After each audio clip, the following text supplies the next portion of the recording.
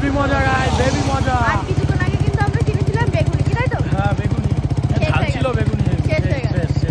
তো বেগুনি শেষ হয়ে গেছে তাই তো? হ্যাঁ ঠিক আছে, একটু গাড়িটা প্লিজ থামা, একটু থামা। কেন? একটা কথা বলবো তোকে। আমি আজকে রাস্তা সবার সামনে কেন? তোকে অনেক কিছু বলতে চাই।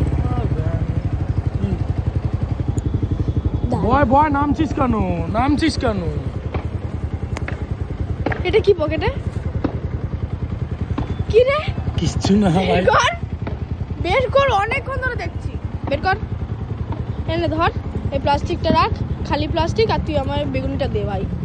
নাটক মারিস না, বের কর। খালি নিজে তো ঘপ ঘপ করে খেয়ে নিল, একটুখানি আমার দিলি না, তোর একটু মায়া দেওয়া বলতেও কিছু নেই। বের কর, ওই দেখো পাতলা পাতলা বেগুনি বের করছে।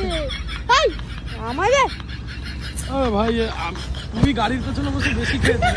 আমি বেশি খাইনি, তোকে আমি যা খাই তোকে আমি সমান ভাগে ভাগ করে দিই। তুই বেশি খেয়েছিস বল, তারপরে তুই আবার ঢুকিয়ে রেখেছিস আবার। না কেন